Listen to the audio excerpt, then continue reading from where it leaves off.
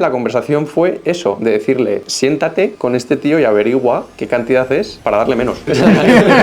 Southeastern Asset Management. Sí. ¿Cuánto dinero tiene bajo gestión? 6.000 millones. O sea, sois tres trabajando. ¿Cómo tú, o sea, que sois tres tíos, podéis añadirle un cierto valor a esa compañía que es cotizada y que debe tener un equipo de directivos que es la hostia, me imagino? Tú lo piensas, es un poco el síndrome de Superman, ¿no? Son gente que son muy potente, que han crecido en una industria, saben muchísimo, pero puede haber sido un especialista en marketing.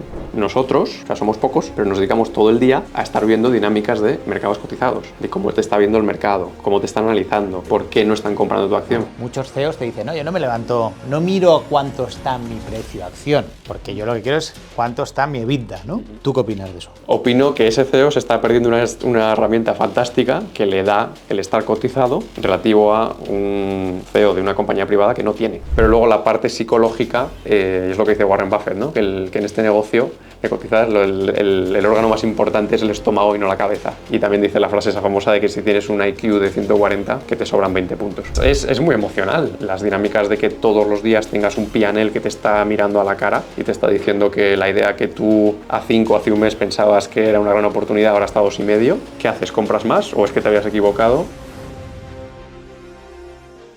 Buenas a todos, hoy estamos en un nuevo capítulo del podcast de Seed Rocket y For Founders. Hoy estamos en pleno agosto en Madrid, así aquí con Raúl. ¿Qué tal, Raúl? ¿Cómo vas? Muy bien, ¿tú qué tal? Pues, tío, mejor estaba en Barcelona, algo más de fresquito, pero... Sí, en Extremadura también hace calor, pero aquí el asfalto, lo que sea, hostia, se nota. Bueno, se ¿cómo nota. llevas la temporada, tío? ¿Estás preparado ya o qué para Salimos septiembre? No sé cuándo saldrá esto, pero salimos esta semana, ya empieza la preventa. Y bueno, con un poco de nervios y a ver qué pasa, a ver qué tal. Mucha suerte. Muchas gracias. Yo que sepáis que le he puesto dinero a Lejancitos, así espero que le compréis. A partir de ahora todo va a venir patrocinado por Lejancitos. Hoy estamos con Julio Utrera, que es Senior Analista del Hedge Fund, a ver si lo digo bien, de Southeastern Asset Management, que es un hedge fund que sois un fondo que invertís en Value Investing activista, ¿verdad? Eso es. Muy bien.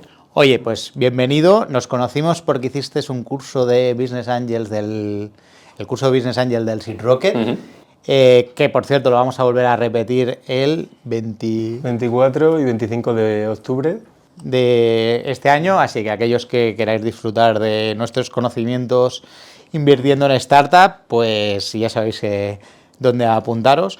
Dejaremos el link en la descripción. Perfecto. Y Julio, aparte, vino con nosotros al evento que organizamos en México, Sí. En Oaxaca, así que hemos ido compartiendo ahí conocimientos, se nos explicó ahí una serie de cosas y hemos decidido, oye, que tenía un huevo sentido que nos explicaras ahí de verdad qué hace un Value Investing activista. Así que no sé por dónde quieres empezar, tío, Raúl. Bueno, si quieres, para quien no lo conozca, ¿qué es el Value Investing? Value Investing es una forma de invertir que, como hablábamos en su momento, era un poco si quieres pensar la filosofía del vaso medio lleno o el vaso medio vacío. Es la forma más digamos, centrada en los riesgos que pueden pasar en una inversión. Eso sería como la definición de Value Investing, ¿no? De inversión en valor. Southeastern Asset Management. Sí. ¿Cuánto dinero tiene bajo gestión? 6.000 millones. 6.000 millones. Sí. ¿Y esto cómo funciona? ¿Eso que es un vehículo que abre y cierra, o sea, capta 6.000 millones, que es como el Venture Capital, que es una sociedad donde invierten pues, una serie de gente, los LPs, o un hedge fund es algo, o en este caso es cotizado y cualquiera puede comprar y vender participaciones del hedge fund en tiempo real? La segunda, la estructura es como de mutual funds, o sea, que es como totalmente líquido en su mayoría. Tenemos como 5 o 6 vehículos, entonces hay 2 que son menos líquidos, es decir, tendrías que invertir y pedir permiso 90 días antes de que pudieras vender tus participaciones en el fondo, pero eso es lo más ilíquido que tenemos. El resto son de liquidez diaria. O sea, esto al final cotiza. Eso es. Todo cotiza. Y una pregunta,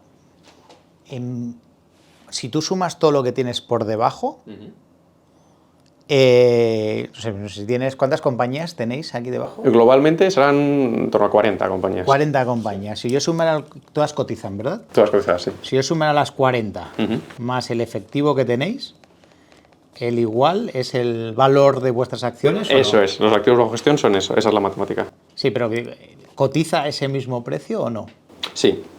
¿O hay un descuento de un 20 o un 30% porque hay con un acierto...? No, porque al no ser un vehículo cerrado no hay como esa consideración, ¿no? O sea, es totalmente un... ¿Y se puede hacer, por ejemplo, value investing con vosotros? O sea, que si hubiera que si esto, o tenéis vosotros mismos mecanismos de contravalor, me explico. Si yo viera que esto, la suma del valor de las 40 compañías Sí. es inferior, es mayor que el valor vuestro, imagínate en un 30%, o tenéis, podría comprar acciones vuestras pensando que se va a revalorizar, ¿no? No podrías porque la compañía en sí es privada. O sea, es un partnership, que hay en torno a 12 partners, y eso todo es privado. O sea, que no habría la consideración de que podrías recomprar acciones si estuviéramos cotizando por debajo. Pero vamos, está bien tirada la pregunta porque efectivamente hay vehículos que son cerrados y que hay esa... Vale. Metrixon es un despacho de abogados, pero no solo es un despacho de abogados. Durante los últimos 25 años he invertido y he fundado decenas de startups, por lo que no solo te ofrecemos el mejor servicio legal para empresas tecnológicas e innovadoras, sino que te podemos conectar con las empresas y con las personas que te ayudarán a seguir creciendo en más de 20 países. Entra ahora en metrixon.com y cuéntanos qué necesitas. Juntos llegamos más lejos. Sobre los 6 billones, ¿cómo funciona? ¿Esto funciona como un private equity o un venture capital donde hay un carry? O sea, me explico. Sí. ¿Qué TIR esperada tenéis vosotros aquí? La TIR esperada es, nosotros como oficialmente es inflación más 10% puntos, entonces claro, eso va cambiando a medida que esto es un fondo fundado en los 70, o sea que ya lleva en el mercado bastantes décadas, y la inflación ha ido cambiando mucho, como sabemos, ¿no? Entonces al final eso te marca un poco el ritmo de a qué TIR deberías estar invirtiendo. A día de hoy, te puedo decir, en el fondo europeo estamos mirando TIRs de, pues, lo que decimos de mid-teens, en torno al 15%. O sea, si yo coger una serie histórica de 6 años vuestra cotización o 10 años, ¿en cualquier TIR aproximadamente estaría la compañía? El retorno de los fondos ha sido doble dígito, o sea, un poco por debajo del 10%, desde creo que no fue el 75, es cuando se fundó, un poco después, como el 80, que empezó a medirse en este fondo, que es el Partners Fund, que es el más longevo, y ha sido doble dígito. Doble dígito. Eso es, del 10%. ¿Y el carry es como un venture capital? ¿Funciona igual? O sea, ¿lleváis un 20% de la plusvalía por encima de un porcentaje?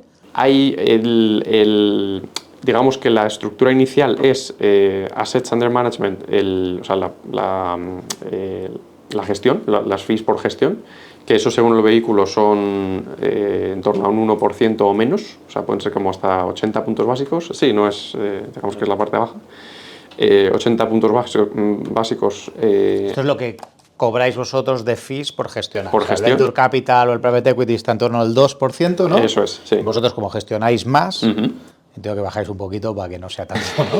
Bueno, de hecho es que en cotizados está todo como más comprimido también, porque en mercados cotizados, bueno, que es un poco la tendencia es esa, pero también es verdad, y de hecho eso nos honra en la historia de Southeast Asset Management, en los 2000, cuando se llegó a cierto nivel de activos bajo gestión, fue precisamente lo que has hecho tú, que se hizo público, el decir, oye, como ahora tenemos una base de activos más grande, se puede hacer el repricing porque efectivamente la estructura lo permite. ¿Y el carry qué es? ¿Un 20%? ¿Es un 15%? Suele ser, en el fondo europeo lo que tenemos es, digamos que hay a elección un poco del inversor, de si quieren invertir en una estructura que sea fija, de lo que hemos dicho, de puramente fees por la gestión, y luego si no, es fees más bajas de gestión, fees más bajas por gestión, y luego un profit sharing, que es como suele ser en las mercadas, en los cotizados suele ser la estructura de eso de profit sharing.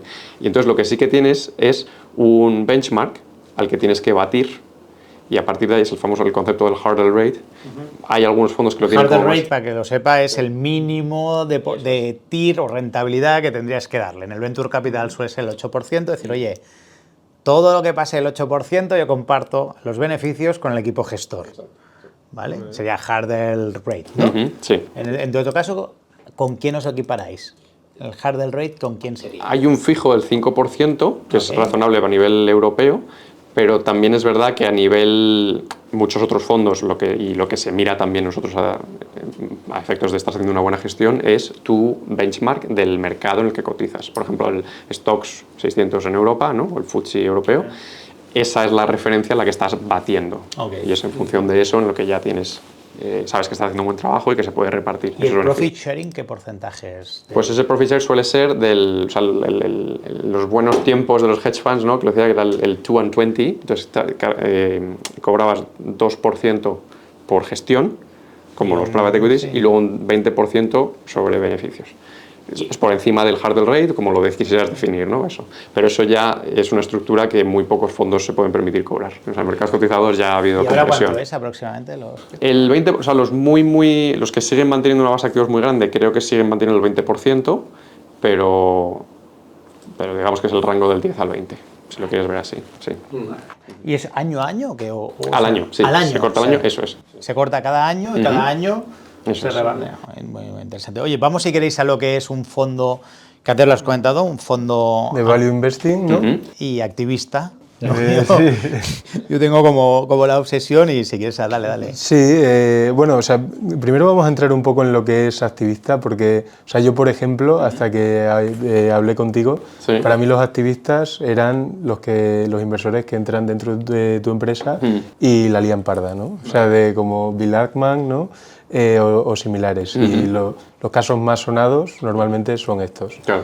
En vuestro caso, ¿qué es ¿Por ser qué? ¿Por qué activista? la lían parda? ¿Por qué tú crees? Bueno, normalmente estos son también porque se ponen en corto o no, pero bueno, los casos que yo he visto y que me gustan son los de en corto y básicamente se O ponen sea, a tirar fondos que entran, que se ponen en corto. y empiezan a decir por qué tu empresa es una mierda o por qué es una estafa, por qué tiene que... Lo del estilo de Grifols, ¿no? El fondo este, ¿cómo Sí, se llamaban mejor, estos? Muddy Waters, ¿no? Así Muddy de- Waters, ¿no? Se publican un papel, pero ellos están en corto, ¿no?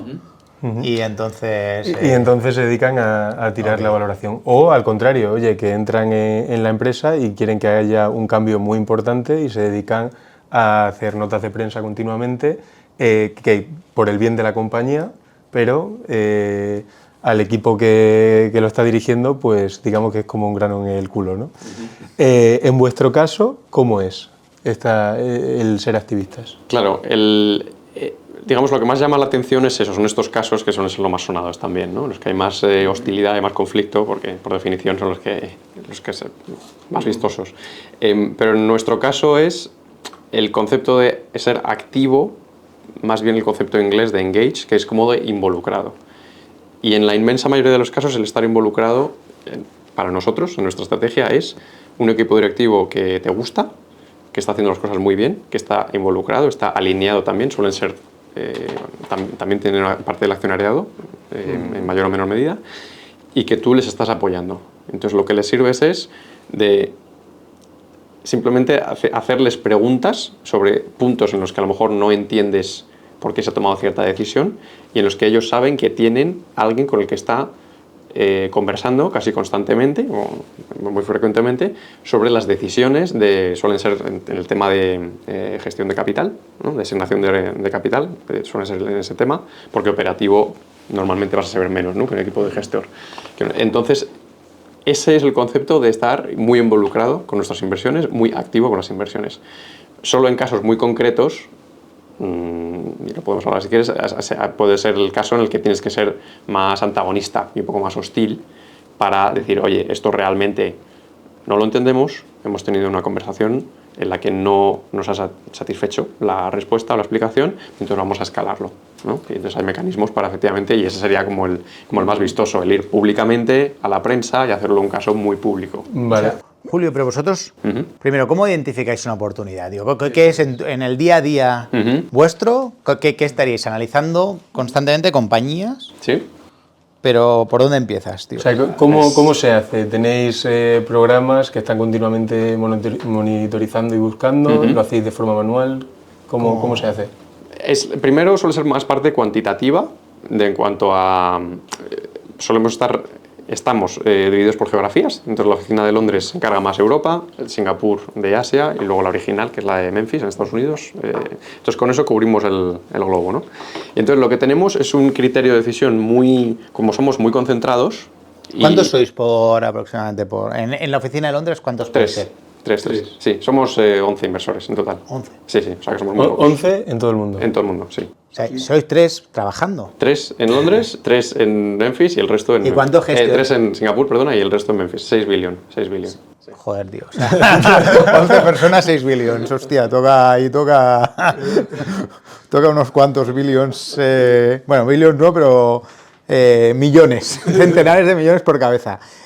Ok, sois 3. Entonces, tío, ¿cómo 3 podéis analizar un mercado tan grande como el europeo? Teniendo unos criterios muy claros que filtran muchísimo las oportunidades que nos pueden entregar. Pues son públicos, es el marco es Business People Price, entonces negocios de calidad, ¿no? Definido como concepto general, negocios de calidad a un precio adecuado, que es donde entra el punto de value investing, de a un precio adecuado, un precio que nos parece razonable con margen de seguridad, y luego la parte de people, que es donde entra el punto más activista, más involucrado, con equipos directores que han pasado nuestro análisis, nuestro filtro, con los que pensamos, sabemos que son, la frase interna que usamos es que piensen y actúen como dueños, y en muchas ocasiones ellos son dueños, de hecho, también.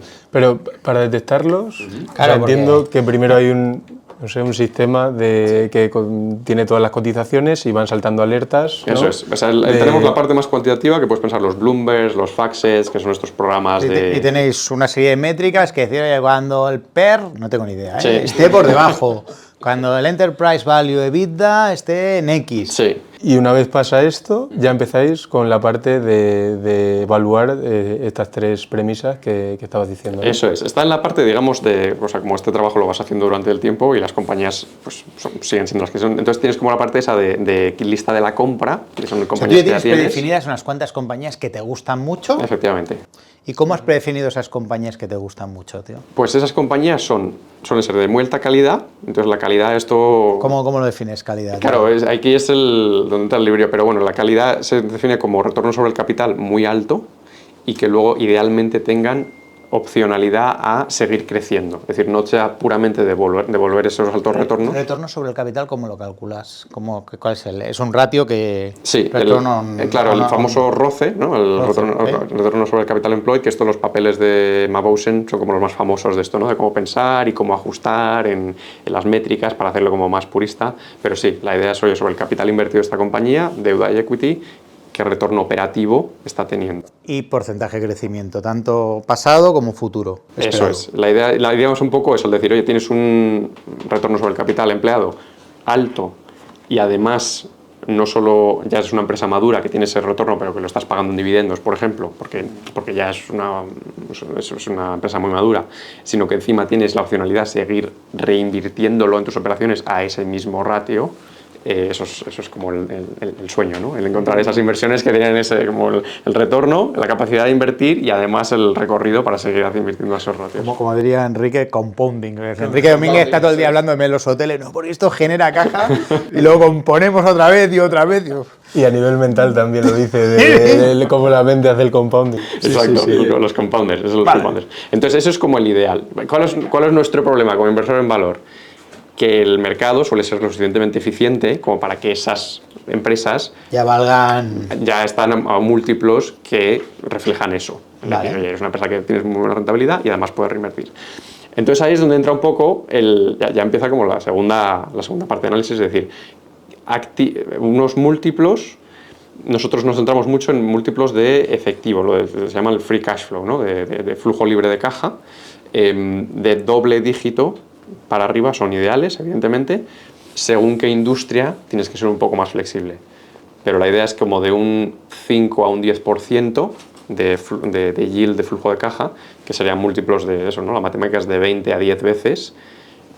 Ese es el rango en el que solemos invertir, porque hay cierta o mucha, en la mayoría de las veces hay mucha calidad, pero que, por lo que sea, en algún momento puntual, pues el mercado no lo está valorando y está en ese rango, en ese tipo de nos da miedo valoración. entrar, porque, por ejemplo, ¿no? Que hay una caída de mercado, ¿no? Imagínate, pues estos días, ¿no? Ha caído el mercado, imagínate que fuera sostenido en el tiempo, ¿vale? Sí. Y que hay 3 meses, pero que entréis y que luego a los 3 meses vuelva a subir y llega al precio objetivo, entonces te tengas que salir. Sí.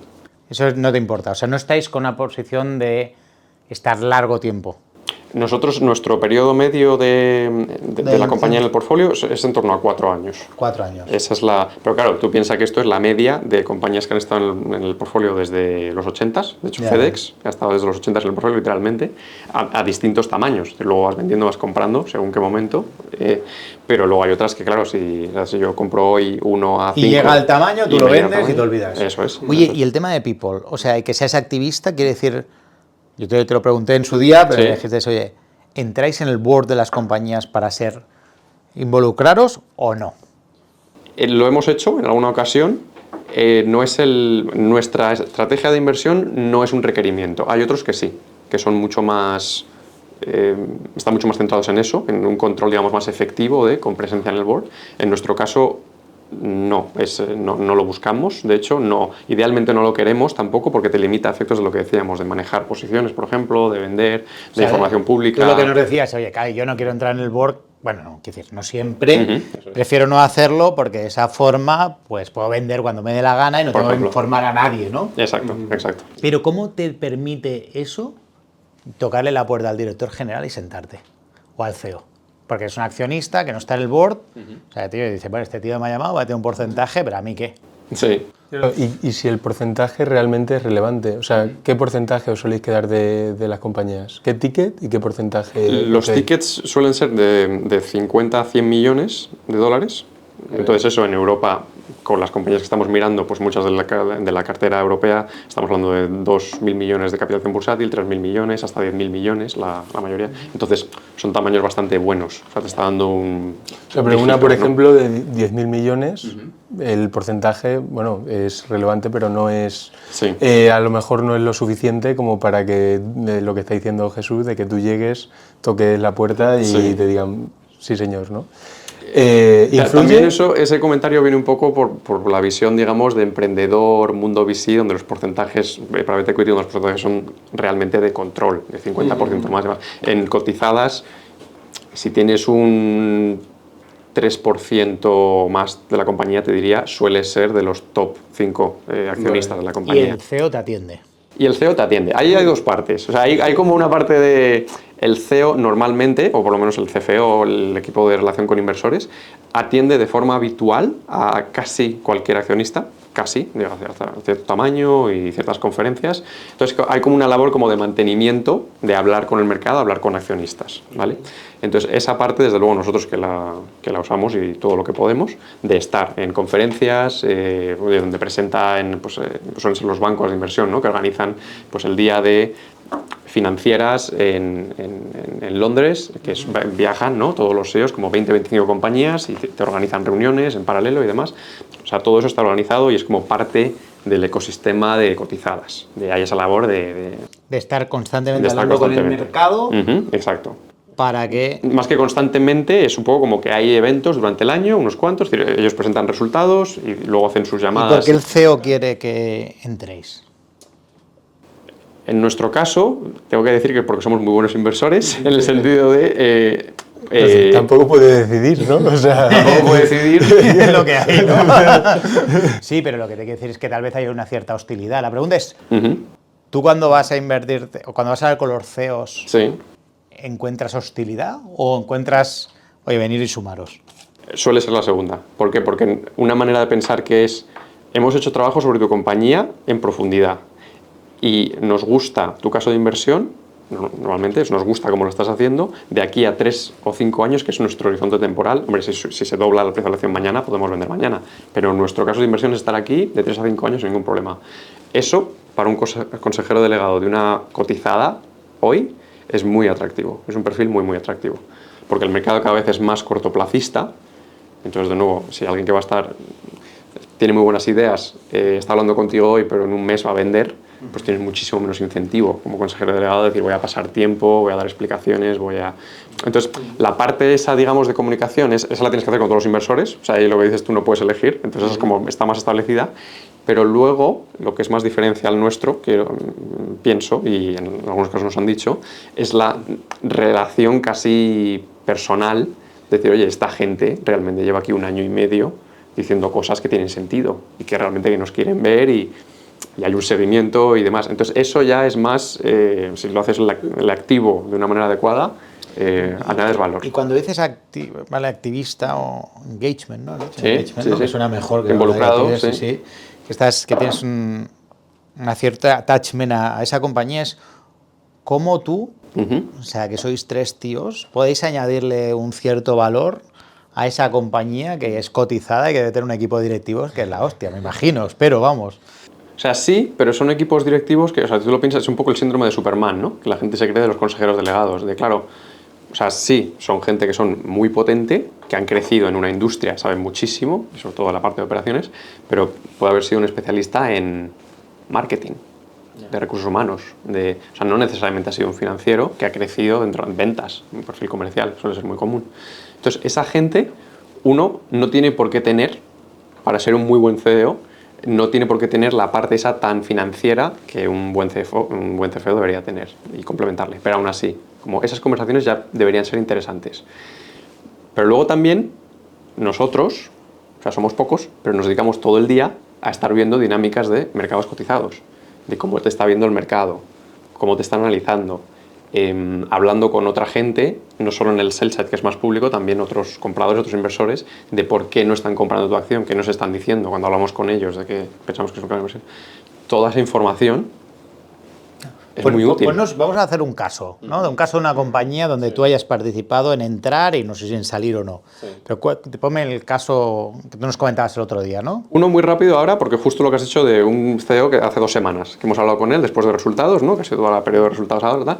O sea, un profesional como la copa de un pino, fundador, ahora CEO de la compañía, ha pasado por un periodo de private equity, después hicieron salida a bolsa, se ha quedado él.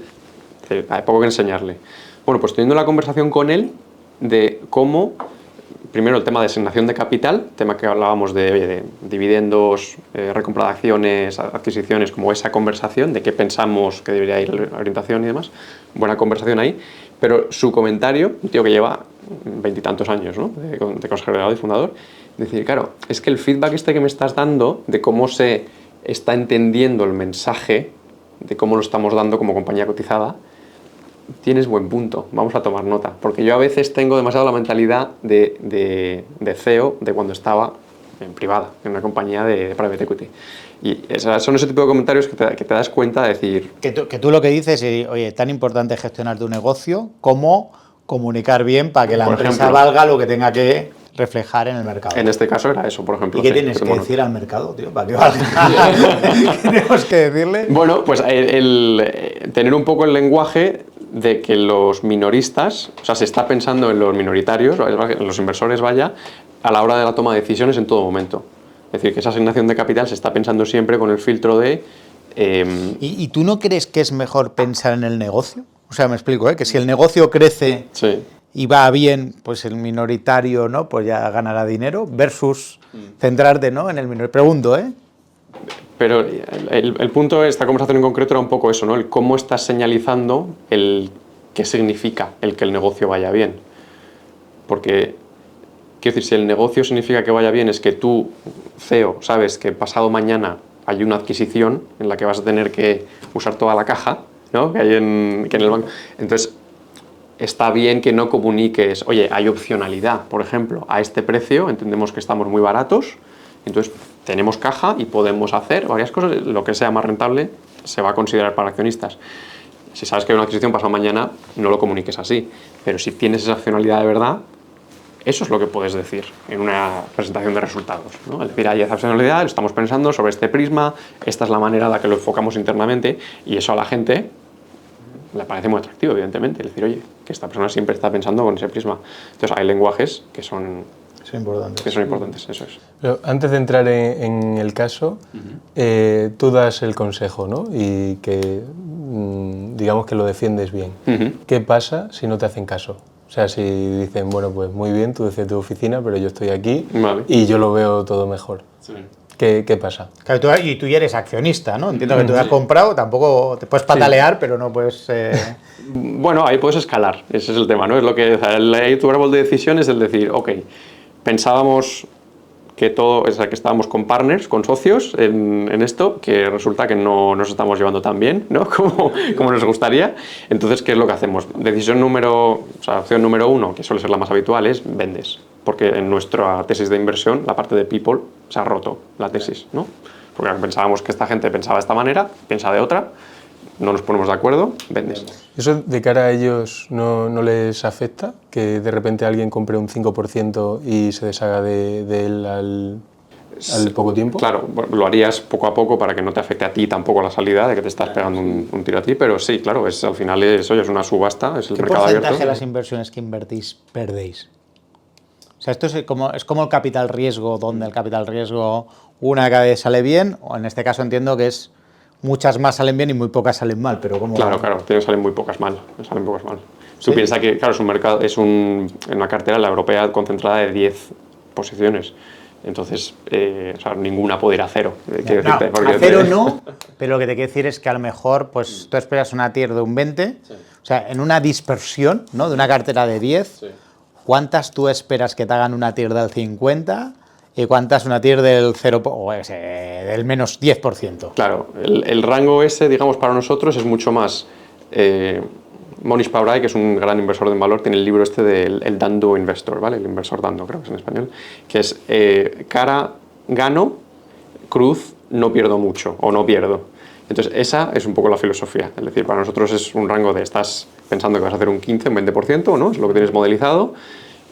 Si sale un 35, fenomenal. Eso también depende del tiempo en el que estés. Pero la idea es eso. Si se sale más de eso, fenomenal. Pero si pierdes... ya, o sea, si es menos de cero, ya estás perdiendo algo del capital inicial, eso ya son malas noticias para nosotros.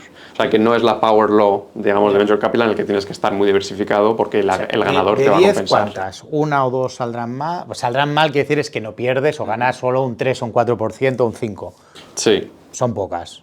El ideal es que todas cumplan con la expectativa del 15%. Vale, eso es cuando haces bien tu trabajo. Y entonces ahí la idea es que hay una expresión de, pues piensa en una en la que pierdes dinero, una de las 10, que te debería compensar más que compensar la que te sale mejor del 15% que pensabas. Y una pregunta, 6 billions, si tú no los tienes invertidos, también es una putada. O sea, me explico, porque si tú tienes 6 billions y resulta que tú dices, joder, ahora mismo el mercado está muy alto, ¿no? Sí.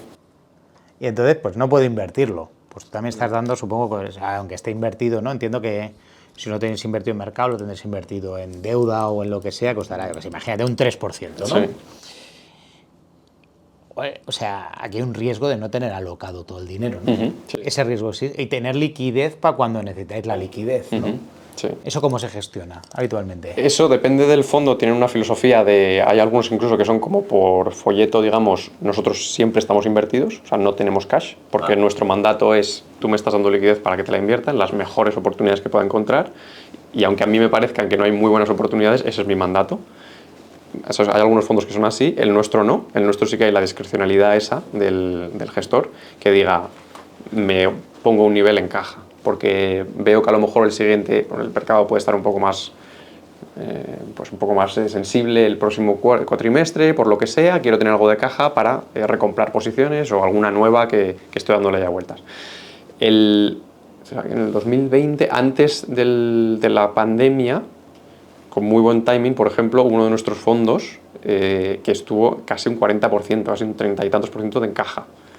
Entonces, como que se adelantó un poco, muy bien visto por el portfolio manager, por el gestor, entonces, eso. O sea, que hay esa flexibilidad por nuestra parte de decir, pero sí que es un problema, claro, evidentemente, porque si haces eso con relativamente poco tiempo y te sale bien, efectivamente puede ser muy bueno, pero claro, la alternativa no es estar un 30% en caja durante años, porque pierdes muchísima rentabilidad. Así que sí, ese es uno de los grandes debates un poco para la gente que maneje los niveles de caja que son apropiados. Pero normalmente suelen ser más como por operativa, en torno al 5 a 10%, digamos. Ese es un poco el diario. For Founders es el vehículo de inversión, un angel fund creado por otros emprendedores que han montado ciertas empresas de éxito, por Javier Peztenesa, fundador de Dreams, que lo sacó a bolsa por más de 1.000 millones, Marek Fodor, cofundador de Atrápalo, y luego vendieron Cantox por más de 120 millones de euros. y nos dedicamos a invertir en proyectos en fases iniciales, tickets desde 100.000 euros hasta 4 millones de euros. El gran diferencial es que al final nosotros somos operadores, hemos montado empresas y podemos acompañarte en esa fase. Si te apetece, estás buscando financiación, contáctanos y vamos a ver qué podemos hacer conjuntamente. Además, para aquellos que os habéis perdido toda esa fase de financiación de Venture Capital, pero vuestras compañías están creciendo, nosotros tenemos un día a la semana, 1 hora a la semana, una jornada donde recibimos proyectos que a lo mejor no estáis buscando financiación, pero vuestras empresas están creciendo, donde podemos conocernos, compartir conocimiento y hablar con vosotros. Aquí en las notas del episodio encontraréis el link, apuntaros y os llamamos. Volviendo a la pregunta de cuando no os hacen casos, ¿vale? Has dicho, no nos hacen caso, ok, vendemos. Sí. Pero entiendo que, confiáis en el trabajo que habéis hecho, ¿no? Y que haréis más, o sea, habrá otras soluciones, ¿no? Claro, ahí esto es un poco, o sea, intentamos ser como científicos, ¿no? En esta decisión, en la árbol de decisión, lo que suele ser más normal es vender, porque el coste de oportunidad de iniciar, digamos, una campaña o estar como más involucrados con alguien que está contra ti en estas situaciones lleva tiempo, esfuerzo y coste de oportunidad de otras oportunidades que estás viendo. Como decimos, o sea, nuestro coto es inmenso, ¿no? De oportunidades que podemos dar. Entonces tiene que ser realmente el decir, oye, la rentabilidad esperada de hacer un caso aquí, de estar pues escalándolo y podemos hablar, ¿no? de los pasos que puedes seguir, de escalar la conversación a la junta directiva, de estar hablando con el chairman of the board, etcétera, etcétera. Eso tiene que, más que compensar el coste de oportunidad de aquí nos vamos, porque es lo bonito de los mercados públicos, que mañana puedes dejar, o en unos días, puedes dejar de ser accionista y nos vamos a otra oportunidad que también, modelizada, nos sale una TIR adecuada. Oye, ¿en España en qué proyectos habéis estado? Oye, ¿en cuáles estáis? Ahora, ¿estáis en alguno o no? Ahora mismo en España no, y hasta el año pasado éramos los accionistas más grandes de A+, que era la compañía esta catalana de Barcelona de ITVs, que es como se le conoce más. Estuvo Carlyle, ¿no? Ahí, Eso es, que nos explicó ahí Mario Pardo. Oye, danos un caso, venga, vamos a hacer un caso, si quieres esta misma, de Apple Plus. De hecho, Carlyle, claro, ha habido como 2 fases de inversión y la primera vez que A+ se involucró, Southeastern se involucró en A+ fue comprándole a Carlyle su último 15% que tenía. Porque Carlyle tenía... Claro, ellos la sacaron a bolsa, la tenían entera y entonces lo que hacen normalmente los private equities es que tienen que ir vendiendo a trozos. ¿Y qué viste en esa compañía para que... Bueno, vosotros ahí visteis que esto funciona. Bueno, explícanos tú qué visteis para meteros en ese business. Pues digamos que la tesis más reciente, que ha sido como la segunda fase, ¿no? La de 2020 en adelante, es negocio que hemos entendido muy bien, porque en este caso ya habíamos estado invertidos y además en el board durante cierto tiempo, que tiene una exposición muy grande a oil and gas, ¿no? En este caso era el petróleo, que es lo que tenía el gran problema de narrativa, era la exposición a oil and gas,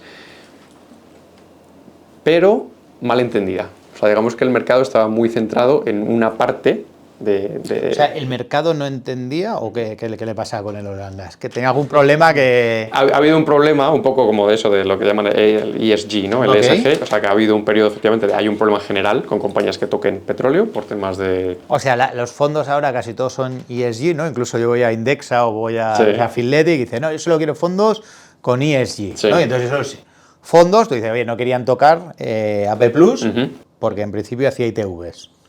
La otra parte del negocio, la del testing, que estaban muy expuestos al tema de petróleo, eso es. O sea, era como un negocio, porque había sido private equity, eran como 2 negocios distintos en uno, vaya. O sea, uno de ITVs, eso es, y luego tenía la otra parte que era de tests, de inspecciones y demás, la inmensa mayoría de instalaciones de petróleo, petroleras y demás. Ok, o sea, hacían testeos de petroleras, eso es, a ver que estaba todo certificado y certificaciones, exacto, es lo que hacían y demás. Eso es. Y eso al mercado no le gustaba. Eso al mercado no le gustaba por una razón como muy... La primera fase está del 14 al 18, 19, hubo una ola muy fuerte de ESG.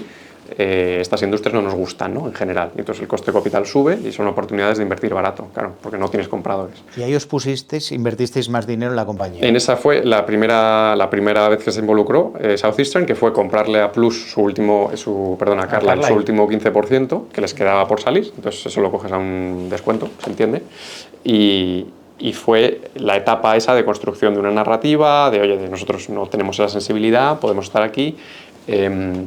hubo algún cambio operativo, esto es como antes de mi etapa, ¿no? O sea, es la que yo he visto menos, pero sí que es verdad que se acabó con un board seat durante cierto tiempo, en el 2019, se compró a, no sé, como en torno a niveles de 6, se salió en torno a niveles de 12, el precio por acción, entonces muy bien, todo, O sea, todo fenomenal. se entró a 6, se vendió a 12, todo fantástico, Todo fantástico, salisteis. se sale. Viene COVID. Entonces la acción se pone otra vez a 5 o 6. Pues se vuelve a entrar. O sea, se vuelve a revisar, ¿no? Se vuelve a desempolvar el caso de inversión, es decir, esta compañía se la va a llevar COVID por delante.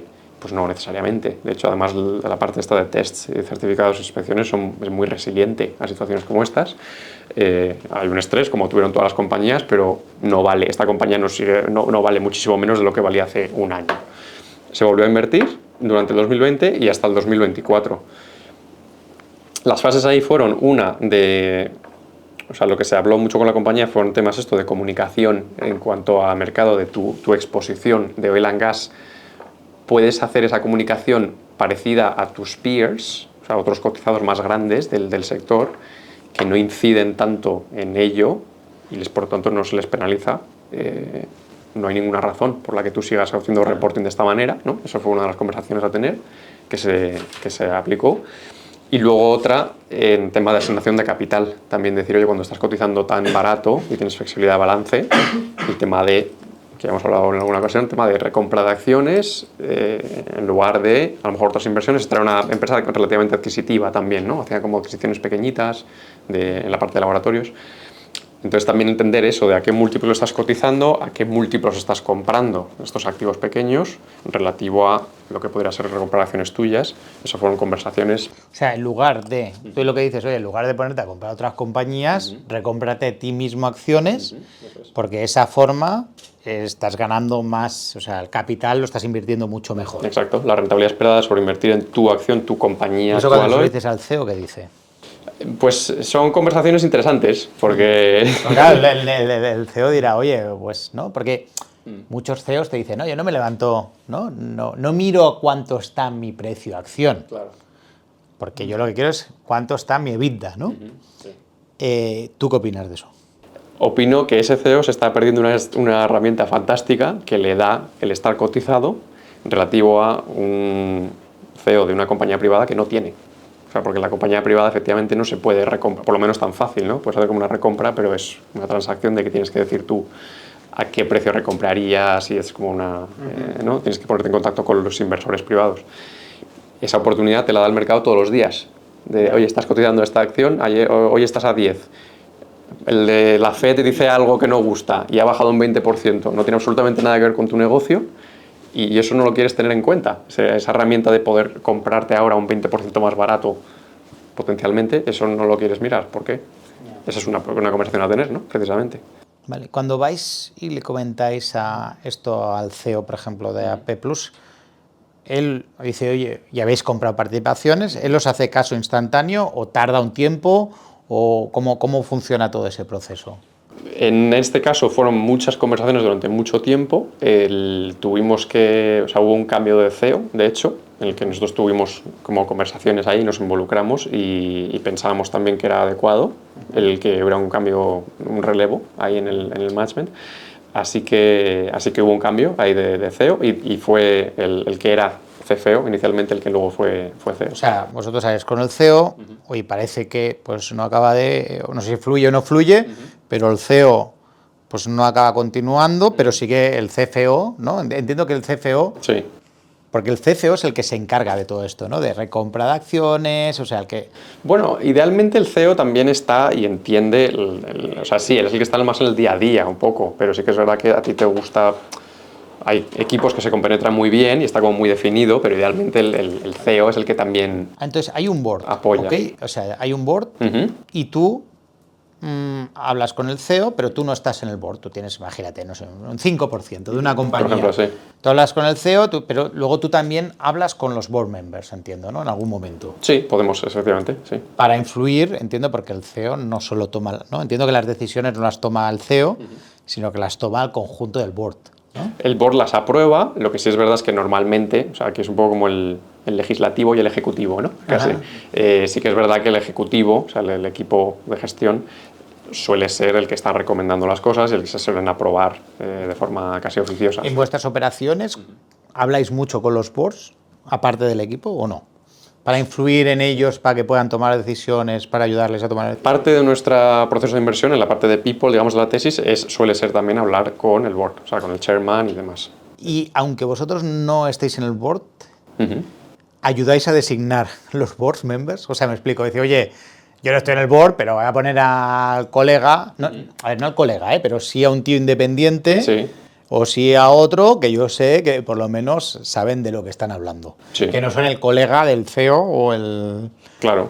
Sí, eso nosotros lo votamos activamente, digamos, proponemos y nos dejan el proponer como candidatos totalmente y luego también las consideraciones estas, de que sea gente... ¿Pero os ha pasado que, por ejemplo, lleguéis a una junta de socios y propongáis cambios de board members o no?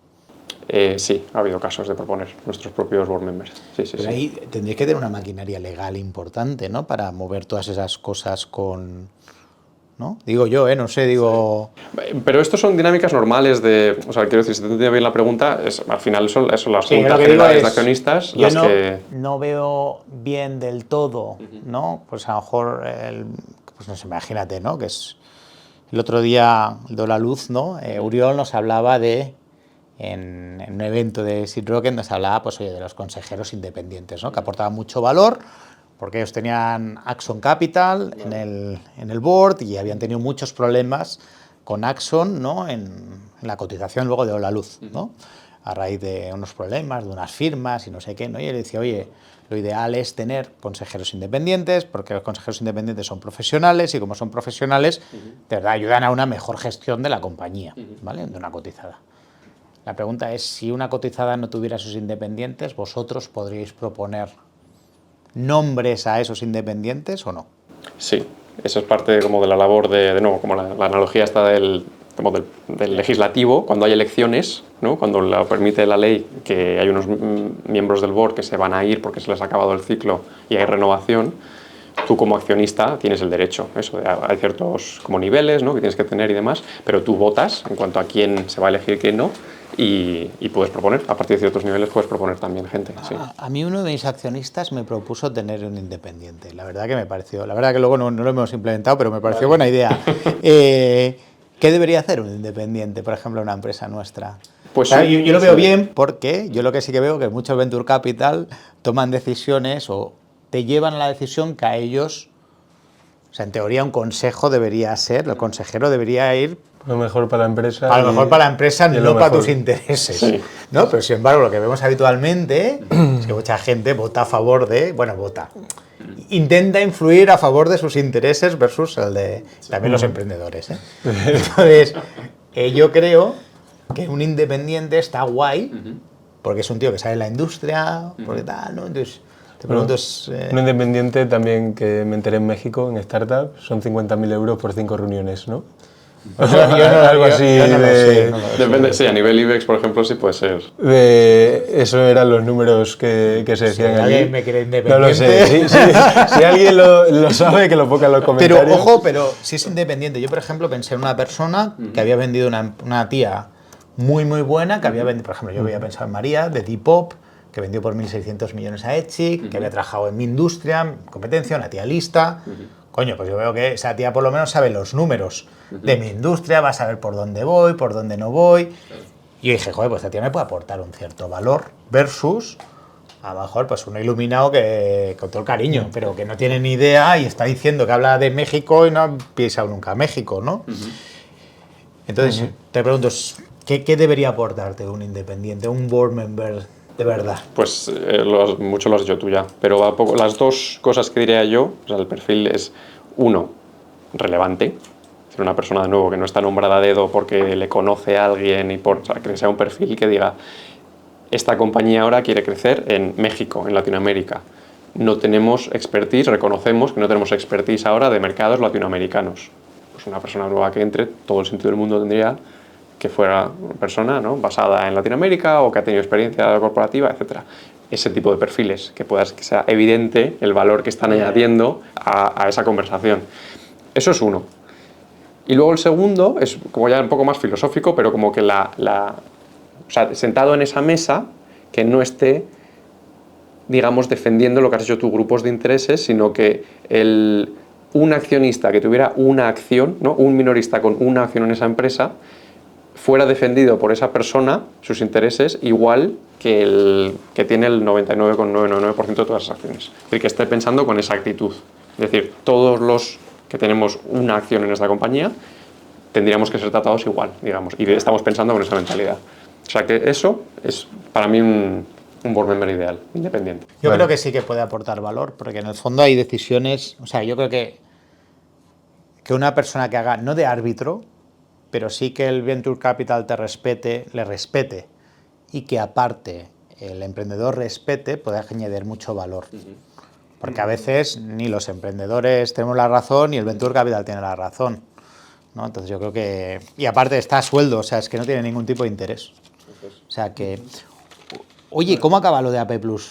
¿Cómo, o sea, ok, le cambiáis el CEO, bueno, se cambia el CEO, se pone el CFO, entiendo que se recompran acciones, ¿sí? Y dice que ya no hace nada de oil and gas, ¿no? Que ahora hace otra cosa. Eso se sigue haciendo, pero con otro lenguaje. Y lo que sí que pasó, o sea, eventualmente haya pasado, es que se va a desenlistar, o sea, lo va a comprar un private equity, porque hubo un proceso de venta de la compañía. Okay. Entonces, esta suele ser otra de las conversaciones también, que no, la compañía siempre decide por su cuenta, ¿no? Pero temas de visión estratégica, decir, oye, tú como minorista, por las conversaciones que estás teniendo y por cómo te está valorando el mercado, nosotros desde fuera, el tener la visión de decir, aquí hay negocios, por ejemplo, en el caso de A+, que son muy distintos, tener esa conversación para entender, ¿son realmente sinergísticos entre sí? ¿Son cosas que no puedes separar por alguna razón evidente? Que en este caso no había. Y si ese es el caso, el decir, pues oye, a lo mejor merece la pena que por lo menos parte del negocio, si no todo el negocio, un privado te lo valoraría más que un público, ¿no? El mercado público que está... ¿Y eso pasa? Eso pasa, sí, eso pasa totalmente. Esta semana en, Continental mismo, ¿no? Que de nuevo, sin entrar a valorar ni si bueno ni malo, pero ya lo han anunciado abiertamente que van a reconsiderar los fabricantes de ruedas, ¿no? Sí, los neumáticos, sí. Eso es. Pues la parte de neumáticos, negocio de alta calidad, alto margen y demás, que están cotizando múltiplos tirados por la parte del negocio de automoción, como de proveedor de otras piezas y demás, y ya lo han dicho públicamente, que están considerando el decir, oye, vamos a ver si la parte de automoción la vendemos. Entonces, ese tipo de conversaciones, que es decir, para el CEO, es un trabajazo, porque al final tienes un negocio, tienes una inercia, tienes unos clientes que están trabajando contigo, pero son preguntas que hay que hacerse, este tipo de soy entonces, yo por ejemplo, el mejor dueño. AP+, tú lo que entiendes es que lo va a comprar un privado, o se está palabrado ya, ¿no? Pero porque luego supongo que lo venderán partes, o venderá las dos partes, y porque no tienen... Ahí pueden hacer lo que quieran, efectivamente, los nuevos compradores, pero la idea era eso, hay dos negocios muy distintos. Que se pueden valorar de forma distinta. Eso es. Y que tal vez le sacas más de forma independiente que de forma conjunta. Efectivamente, esa puede ser una opción, efectivamente. ¿Y cómo es el proceso de vender las acciones? O sea, vosotros llegáis, hacéis vuestro porcentaje y esto lo comunicáis. Bueno, si estáis en el board sí, ¿no? Pero si no estáis, no lo comunicáis, sí, tiene un impacto. ¿Cómo funciona? Ahí, idealmente, si tienes una relación personal, pues les dejas saber que es porque has llegado a tu precio objetivo. ¿Ellos saben el precio objetivo o no? Hay veces que lo compartimos abiertamente, decir, oye, nosotros pensamos que valéis esto por esta razón, este es el múltiplo que usamos, y sí, hay veces que lo saben, pero hay otras que no, la mayoría de veces que pues, tampoco les aburres, ¿no? con esos detalles, y sí, entonces... Pero la idea es un poco eso, es decir, tienes esa relación como personal, a veces de años, entonces pues es un buen detalle el decirles que te estás yendo, pero a efectos de cómo funcionan los mercados cotizados, pues lo que hemos dicho, lo bonito es eso, que puedes ser accionista hoy y mañana no, entonces tampoco tienes por qué comunicar nada. Normalmente, ¿en cuánto tiempo puedes vender? O sea, entiendo que cuando tenéis un ticket importante, sí, no te puedes deshacer de ello de hoy para mañana. Exacto. Por el tema de comprar y vender, ¿no? Sí, ahí el tema de cotizadas es un indicador que se mira mucho, que tenemos que tener muy presentes, es el tema de cuánto cotiza al día, ¿no? El valor medio, el volumen medio cotizado al día, que para nosotros suele ser pues, de $1 millón para arriba de transacciones, digamos, de compra-venta en un valor, pues eso suele ser un poco el mínimo, porque la matemática es sencilla. Si tuvieras que comprar 50 millones y no es posible, o sea, no serías el comprador de todo el volumen de una acción en un día, pues ya serían 50 días. Entonces, para la hora de la entrada ya es un problema, pero sobre todo a la de salida, si estás desde un punto de gestión de riesgos, pues claro, eso es... ¿Y vendéis paquetes, como has dicho, el de Carla, y vende un paquete y hace un descuento? ¿Vendéis con paquetes o no? Idealmente no, porque van a descuento. Pero... Oye, tengo una pregunta. ¿Hay una correlación en vuestro hedge fund? Si la bolsa sube, os va mejor, si la bolsa baja, va peor. O sea, ¿qué decir? ¿Es una correlación 1 a 1 o no? ¿Qué correlación tiene con los mercados? La correlación suele ser, idealmente, subimos más por el tipo de oportunidades en las que estamos, de valor, subimos más cuando la bolsa sube y luego no bajamos tanto como la bolsa, como el índice baja. Esa es un poco la matemática en la que nosotros ganamos dinero, ¿no? Sobre el medio y largo plazo. Pero entiendo que sí que puede haber algún año que estéis en negativo, ¿no? Sí. O sea, que haya años donde... A mí me ha pasado, ¿no? Que invertí en algún fondo español que, vamos, perdí hasta la de... ¿Ah, sí? Sí, esto el value investing, que... Si esto, tío, todo el mundo aquí que gana, yo me metí un castañazo guapo, ¿eh? Pero bueno... Pero eso siempre depende del horizonte temporal, ¿no? Que es el famoso estudio este de si inviertes a un año es casi jugar al casino, pero a 5 o 10 años, y sobre todo a partir de ahí, las rentabilidades son... Porque, tío, si estuvieras aquí con los positivas. de Indexa, ¿no? Con Ramón Blanco, con tal, ¿qué es mejor, un ETF o ser activos? Desde tu punto de vista. Desde mi punto de vista, ETF es una gran solución si quieres estar diversificado, pero sabes lo que significa estar diversificado. O sea, a día de hoy, por ejemplo, te estás comprando el Standard & Poor's 500 ETF, 7 compañías, ¿no? Las 7 magníficas, ¿no? Que ya ves en prensa, son el 40, 30 y tantos %. Entonces, lo que te crees que es un producto fácil, que lo es, pero que estás en 500 compañías diversificado del mercado americano, en realidad te estás comprando las 7 magníficas. De las 7 buenas, ¿no? Porque eso que dice como las buenas, o sea, las malas se quitan y entran otras buenas, ¿no? Pregunto. Lo que estás comprando es 7. esas 7 en un 40% y el resto del mercado. Entonces, que luego eso se vaya a equilibrar para que a lo largo de 15 o 20 años estés haciendo un 9% anualizado, eso sí que te lo compro. ¿Qué porcentaje dais vosotros por encima del Standard & Poor's? Bueno, Nosotros idealmente, ya te digo, estamos buscando 15% en Europa, por ejemplo, Vale. Y la idea es eso, oye, nosotros creemos que siendo selectivos con estos casos de inversión muy concentrados además, puedes batir a lo que es un índice que, claro, que es lo bueno, ¿no? Que tienes los casos muy buenos que no te esperabas que eran buenos y los malos que se compensan. Oye, ¿tú inviertes en tu propio hedge fund? Yo invierto en mi propio hedge fund y todos lo hacemos así porque además es contractual, que todo nuestro dinero, todo podemos tener inversiones públicas en el hedge fund. O sea, no puedes invertir en otros... Me puedo hacer mi propia cuenta por la noche. Decir, esta sí, AP Plus sí, la voy a sobreponderar. Exacto. Esta no. Eso no lo puedes hacer. No puedes hacerlo. Y entonces ahí nosotros siempre estamos con nuestros clientes, y como lo pensamos es un poco así, es de los 6 billion en torno a 1,3, son del fundador más dinero del equipo inversor.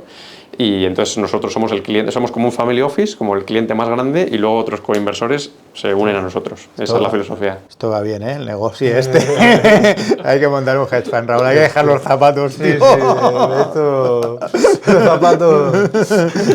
¿Cómo de duro es este trabajo, tanto a nivel mental como a horas? O sea, ¿es algo más de ser un genio? ¿Es algo de dedicarle mucho tiempo? ¿Son las dos?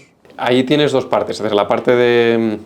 En cuanto a horas, esfuerzo y demás, pues es un trabajo intenso. Tienes que estar encima de las compañías, pasan cosas todos los días, los mercados están todos los días abiertos, estés enfermo o no. Entonces sí que es verdad que hay esas dinámicas. Lo bueno que tienen relativo a, por ejemplo, lo que hablábamos antes de capital riesgo o demás, el mundo emprendedor, es que son un poco más predecibles. Hay como ciclos en los que sabes que hay, oye, el reporting de compañías es este mes, entonces como que puedes organizarte un poco de una forma más estructurada, a lo mejor, que en private equity. Entonces es positivo, pero luego la parte psicológica es lo que dice Warren Buffett, ¿no? que en este negocio de cotizar el órgano más importante es el estómago y no la cabeza, es lo que dice él. Y también dice la frase esa famosa de que si tienes un IQ de 140, que te sobran 20 puntos. O sea que está muy bien lo de tener por encima de 100, de que por encima normal está muy bien, pero tampoco hace falta más que eso. Lo que hace falta es mucho estómago. Y es verdad que hay ese tema de, bueno, todos los días... ¿Estómago por qué? ¿Por qué crees que es...? Es muy emocional. Al final también las dinámicas de que todos los días tengas un P&L que te está mirando a la cara y te está diciendo que la idea que tú hace un mes pensabas que era una gran oportunidad, ahora está a 2,5, ¿qué haces? ¿Compras más o es que te habías equivocado? O sea, esas dinámicas todos los días, todo el día. Si sale mal, o sea, vosotros os llaman de allí, de Estados Unidos, y os echan la bronca, en plan rollo, oye, o sea, ¿ayudan a supervisar las operaciones los de Estados Unidos o no? Tenemos un comité que es centralizado, es decir, que todas las geografías nos ponemos ahí para todas las ideas. Entonces, todo pasa por el comité. ¿Hay presión? Hay presión, pero personal. O sea, primero de todo es tu dinero. O sea, que lo primero te duele igual que a los inversores porque es tu dinero también que está ahí. Y luego la presión, claro, tienes una presión de, oye, tú tienes un track record, un performance que se está midiendo todos los años, la compensación variable está en función de eso, se mide eso en torno a 1, 2, 3 años, ideas, y a partir de 3 años es como se miden tus ideas y se están contabilizando así. Entonces, claro que hay presión. ¿Y cómo lo gestionas? Sobre todo cuando va mal. Mantener la cabeza fría es como en la medida que puedas, el mantener la cabeza fría y sobre todo ir a fundamentales, el volver a revisar el análisis, intentar ser lo más analítico posible para ver, de nuevo asumiendo que lo de Roger Federer, ¿no? Que se ha vuelto tan famoso ahora de su discurso, de que el hit ratio, es decir, que serás un inversor muy bueno si el 60% de las veces tenías razón. Eso implica que el 40% de las veces no, ¿vale? Entonces, que cuando revisites tu análisis tengas eso muy presente de que tienes que mirar y asumir en qué me he equivocado como primera reacción y luego ir con ese checklist analítico y decir, oye, pues efectivamente es que aún sigo sin encontrar por qué me equivoco, esto sigue siendo una buena oportunidad. Oye, hiciste el curso de Business Angel del Seed Rocket. Sí. Has estado con nosotros en México. ¿Qué es lo que más te sorprende del mundo emprendedor versus este otro mundo? A mí lo que más me gusta del mundo emprendedor es lo que decíamos, del value investing, del vaso, la visión del vaso medio vacío en lugar del vaso medio lleno, ¿no? Entonces, es lo que estábamos hablando de Sequoia, uno de los partners que hace poco, lo he leído hace poco, que una de sus cartas que ha escrito de lecciones después de 15 años, 15 lecciones después de 15 años, él venía de Private Equity y entonces una de esas lecciones fue, a él le llamaban Doctor No, en el fondo en Sequoia, porque él era el que siempre venía con las tesis de inversión, era como los riesgos, o por qué no invertir. No, porque este es el riesgo, porque esto no tiene sentido. Y entonces uno de los senior partners le cogió un día, después de 1 año y medio, y dijo, oye, que aquí lo que estamos haciendo, como invertimos aquí, es encontrar razones por las que sí, por las que puedo ir muy bien e intentar acertar en esas. Entonces eso de decir que no, encontrar todas las razones por las que no, que es la manera de invertir de inversión en valor, no es la manera de invertir. Entonces, complementarlo yo creo que es muy importante y es un punto a lo mejor para la gente que lo esté viendo de a nivel cartera también, de emprendedores que hayan vendido o gente en el mundo VC que esté muy concentradas en esta parte de growth, en esta parte de invierto en una empresa que va a ir así de bien y asumo que ese es el caso, en lugar de esto es todo lo que podría salir mal. Son carteras muy distintas, ¿no? Entonces complementarlas ahí, balancearlas puede ser interesante y a mí como inversor me parece muy enriquecedor. Oye, ¿qué es lo que más te gustó del curso? ¿Con qué idea te quedaste? ¿Con qué idea así más potente te quedaste del curso? O sea, lo importante que es la parte, digamos, de diversificación y la gente con la que te estás asociando en los distintos proyectos. O sea, la parte esta la ineficiencia del mercado aún en la parte de, oye, conocer que Jesús, que tiene una reputación, que está involucrado y que se mete en este tipo de oportunidades, eso yo creo que es muy valioso. Eso fue un concepto que fue interesante. Y luego todas las partes, digamos, de letra pequeña, de liquidación de preferente, ¿no? Liquidación preferente y todo lo demás, de que es un espacio en el que incluso alguien que sea inversor a tiempo completo, pero que se mete sin saber estas cosas, te vas a llevar unos aprendizajes caros si no te las explica alguien al principio de tu andadura de Business Angel. Aquí, tío, todos hemos pagado la formación esa, pero en real, tío. O sea que... ¿Algo más, Raúl? No, por mí todo. Oye, tío, todo ha sido, perfecto. Julio, tío, un placer. La verdad que aprendemos un huevo saliendo de nuestro Gracias. mundillo emprendedor y viendo cómo se hacen business a gran escala.